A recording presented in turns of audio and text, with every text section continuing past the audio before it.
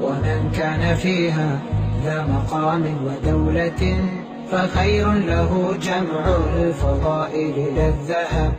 تأملت والدنيا بها العجب والعجب، تروح بلا عذر وتأتي بلا سبب، فلا ظلها دان ولو طال أمنها، وسل عن هواها كل من ودها خطب، وسل عن هواها كل من ودها خطب.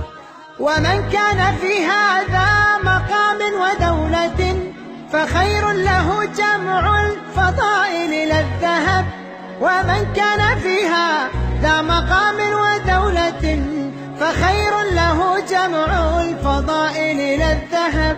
ومن كان فيها ذا مقام ودولة فخير له جمع الفضائل لا الذهب.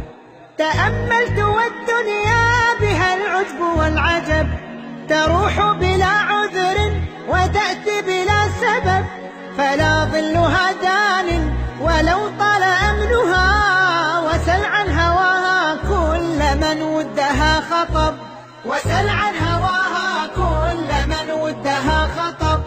ومن كان في هذا مقام ودولة فخير له جمع الفضائل لا الذهب.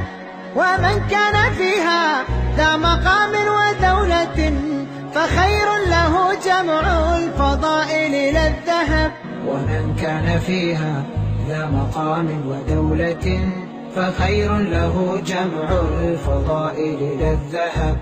تأملت والدنيا بها العجب والعجب، تروح بلا عذر وتأتي بلا سبب، فلا ظلها دان ولو طال أمنها، وسل عن هواها كل من ودها خطب، وسل